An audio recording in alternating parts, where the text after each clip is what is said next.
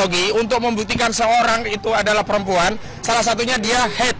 Jadi kalau polisi menghadirkan 1000 Luna Maya, bukan Lucinta Luna ya, ada 100.000 Lucinta Luna, tetap tidak akan bisa membuktikan bahwa Lucinta Luna itu perempuan begitu ya, dia tetap laki-laki. Dan hari ini bukan 700 bukti yang kita tunggu, sebenarnya hanya cukup satu bukti, yakni selembar ijazah dari saudara Joko Widodo yang tidak pernah kunjung dihadirkan.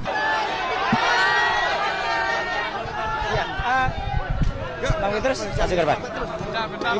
Bentar ya, tunggu bentar. Teman-teman jangan nutupin yang belakang. Ya. Yang depan akan nunduk.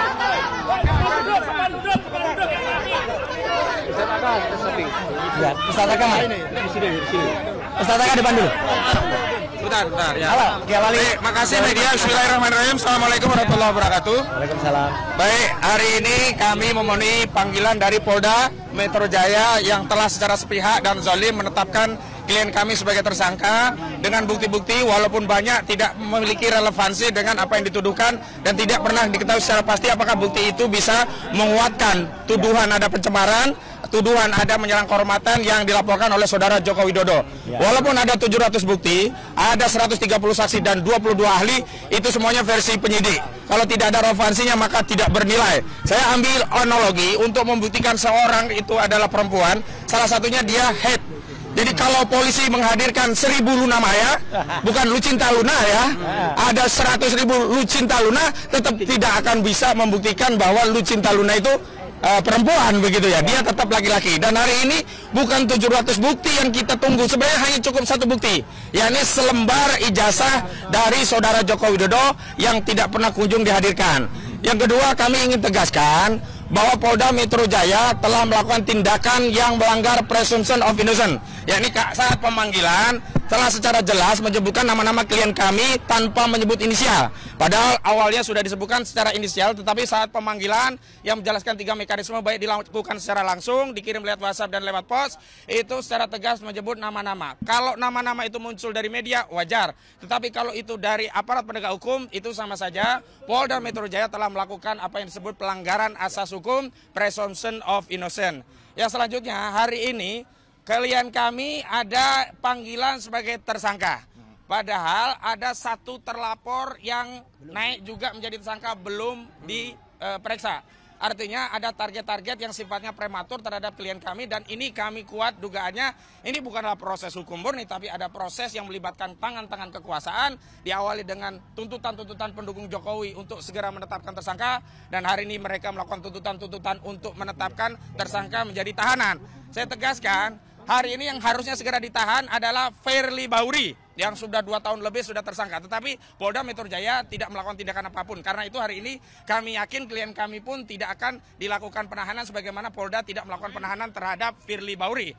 Selanjutnya yang harus ditahan karena berkekuatan hukum tetap adalah Sylvester Matutina. Karena dia sudah inkrah. Dan Sylvester Matutina saat penyidikan di tingkat kepolisian tidak pernah ditahan. Karena sebelum menjadi terpidana, dia dulu pernah menjadi terdakwa dan sebelumnya juga pernah menjadi tersangka. Dan dalam proses tersangka itu yang pasalnya juga sama, penghinaan dan fitnah 310311 KHP, saudara Sylvester Matutina tidak pernah ditahan dalam prosesnya. Karena itu hari ini sebagai bukti bahwa negara kita negara hukum, Polda sedang menjalankan penegakan hukum, tidak ada proses penahanan terhadap klien kami. Selanjutnya dari koordinator litigasi Bang Petrus Celestinos kami persilakan. Ya. Pak Petrus dulu. Pak Petrus dulu. Maaf, hormati tim kami ya. Pak Petrus. Iya. Waktunya nanti ada. Jadi singkat saja bahwa hari ini pemeriksaan hari ini harus menjadi momentum penting terutama bagi penyidik. Harus beri kesempatan seluas-luasnya kepada tersangka yang dipanggil untuk kita adu bukti. Karena penyidik menyatakan bahwa mereka sudah punya ratusan bukti, ratusan saksi, puluhan ahli. Sementara dari Mas Roy, Pak Rismon, dan mungkin juga Dr. Tifa, masing-masing juga bawa bukti hari ini. Kita adu secara terbuka di dalam ruang pemeriksaan. Supaya ini tidak menjadi teka-teki. Karena selama ini polisi hanya fokus kepada bukti-bukti yang dimiliki oleh pelapor yaitu Jokowi. Sementara bukti-bukti yang menjadi kekuatan utama para tersangka ya Mas Roy, Pak Rismon, Dr. Tifa sama sekali belum disentuh oleh penyidik. Jadi kami minta polisi harus memberikan prioritas kepada 3 orang ini untuk kita adu bukti di dalam. Saya kira itu saja. Selanjutnya Mas Roy, silakan Oke. Mas Roy. Ya, bismillahirrahmanirrahim. Pertama-tama, alhamdulillah terima kasih telah hadir membersamai kami. Jadi kami hadir, saya Dr. Ismon Sianipar dan juga Dr. Tifa yang sudah ada di dalam bersama para kuasa hukum kami dan para mak-mak dan juga supporter, ada juga dari Muhammadiyah yang juga membersamai ya, yang baru mendampingi kami dan semua yang ikut ya hari ini mengucapkan terima kasih dulu atas kebersamaannya. Dan kami ini kenapa saya harus mengucapkan terima kasih? Karena kami hadir bukan mewakili pribadi. Saya bukan mewakili saya sendiri, Dr. Ismon tidak mewakili Dr. Ismon sendiri, Dr. Tifa juga tidak. Kami mewakili seluruh rakyat Indonesia yang menginginkan perubahan atas negeri ini.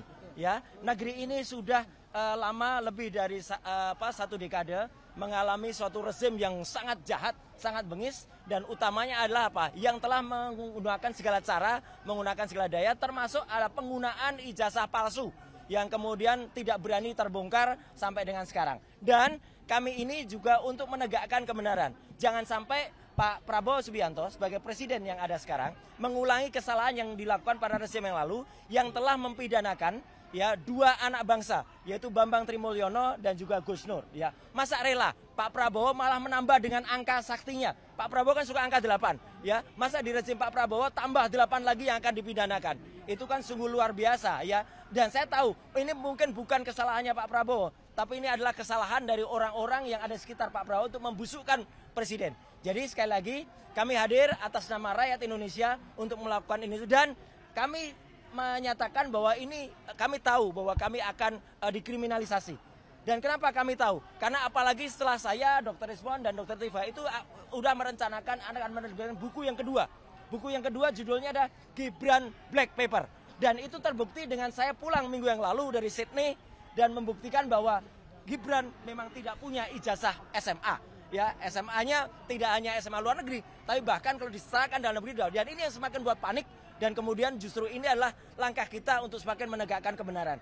Saya kira itu, dan nanti Dr. Ismon akan menunjukkan apa yang sudah kami rencanakan. Dan insya Allah dengan doa dari teman-teman semua, dengan memohon ridho kepada Allah Subhanahu Wa Taala, ayo kita tegakkan kebenaran di negeri ini. Merdeka! Merdeka! Terima kasih. Wassalamualaikum warahmatullahi wabarakatuh. Berarti sudah siap. Ada, nanti buktinya kita berangkat. Tapi bawa buktinya Sudah ada. Yuk, Berarti yuk. sudah sangat siap ya Mas Siap, ya. yuk.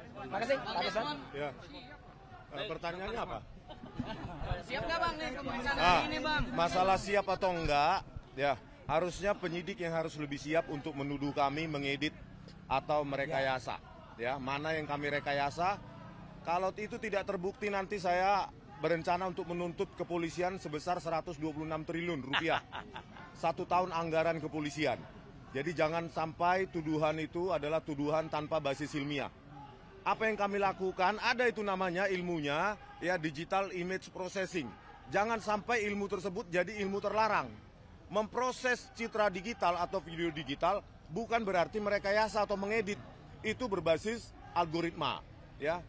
Yang kedua, saya yakin kecepatan penanganan atau penersangkaan ini berketepatan dengan memang gerilya kami dalam membongkar, ya, terutama kepulangan dari Pak Rosuryo dari Sydney. Jadi kami memang sudah berencana, ada draft kasarnya ini, bukunya nanti Gibran Endgame atau Gibran Black Paper terserah. Yang pasti Wapres tak lulus SMA. Data itu kami dapatkan dari mana? Dari Ditjen Dikdasmen sendiri dan temuan faktual yang ditemukan oleh Pak Rosuryo. Oleh karena itu ini akan kita edarkan kalau bisa gratis ya Mas ya. PDF-nya kalau bisa kita buat gratis, dan ini saya titip kalau mau digandakan secara gratis juga saya titip ke pengacara. Ya. Ini worst case scenario, siapa tahu terjadi hal-hal yang tidak diinginkan, ya kan? Oleh karena ini foto aja, fotokopi semua, atau saya bagikan nanti PDF gratisnya secara cuma-cuma untuk seluruh rakyat Indonesia, bahwa kita sayangnya negara sebesar ini memiliki wapres yang tidak pernah lulus SMA baik dalam maupun luar negeri, tidak pernah punya ijazah SMA baik dalam maupun luar negeri. apa yang dia tempuh adalah, ini menurut Dirjen Dikdasmen, sekolah di Orchid Park Secondary School sampai kelas 10 atau kelas 1 SMA, dilanjutkan dengan diploma di UTS Insearch. Bayangkan, kelas 10 atau kelas 1 SMA plus diploma yang harusnya pendidikan tinggi awal D1 itu disetarakan dengan SMK bidang akuntansi dan keuangan. Artinya apa?